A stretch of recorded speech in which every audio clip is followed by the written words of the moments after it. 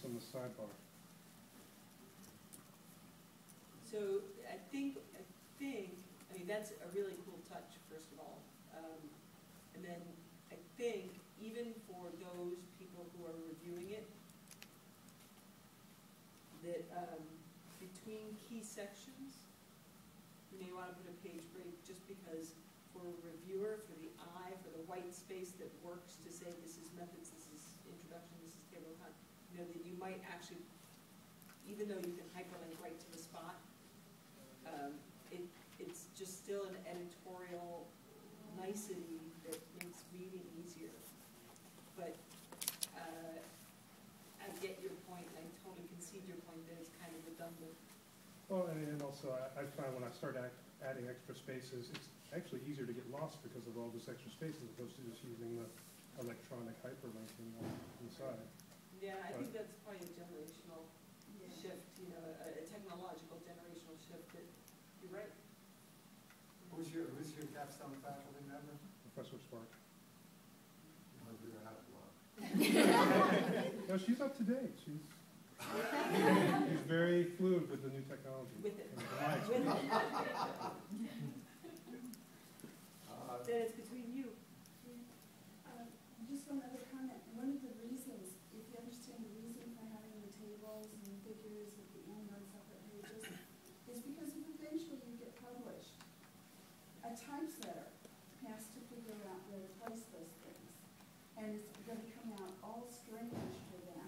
So your placement may not work for them. That's why it's at the end. And it's really for publishing purposes that it's done that way. So you guys are all getting ready to contribute to the literature.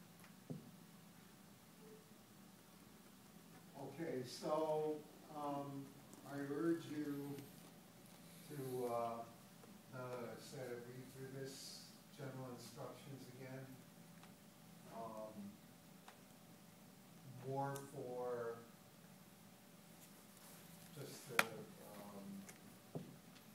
this was supposed to make it easier to write the paper, easier for us to read the paper, easier for the second reviewer to read the paper and give comments.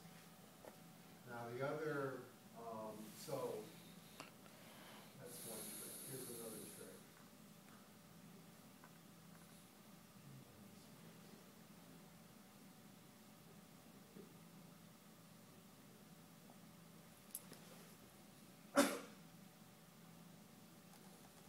So on Blackboard, we have these evaluation criteria.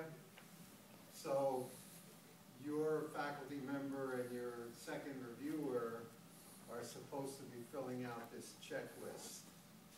That's supposed to be objective in some way, or at least structured way of evaluating the paper. I urge you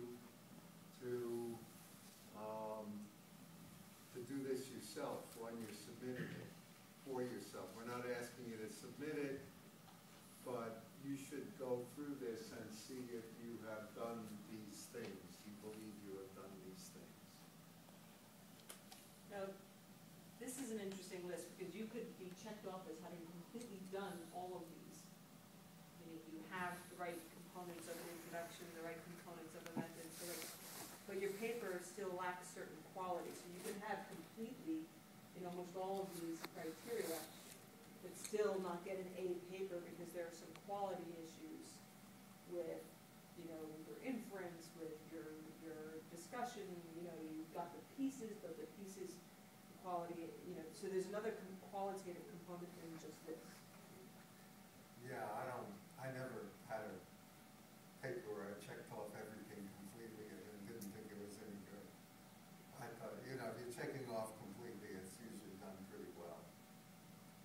And I don't know, we added an extra column a couple of years ago because it used to be completely, partially, and not at all, and we put in another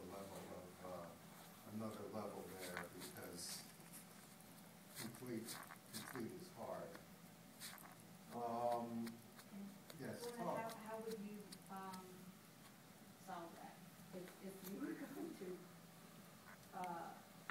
revise this form, could you put in that? Sure.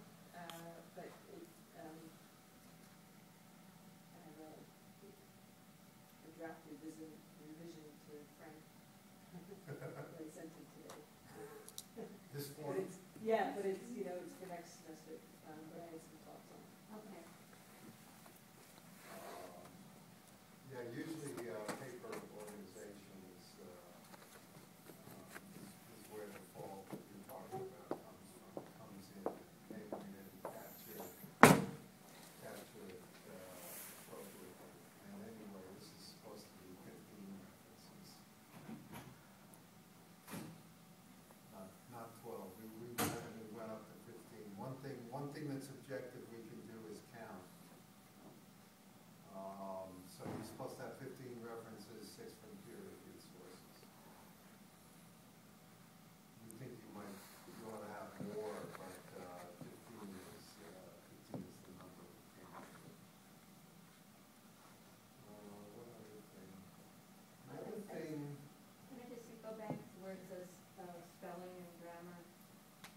You know, there's spell check, I mean, it'll almost automatically check your spelling, but of course, it doesn't, if your word is, if you have a word that's spelled wrong for what you want, but it's the correct spelling, you have to really take a look and make sure that the spell check actually picked up everything.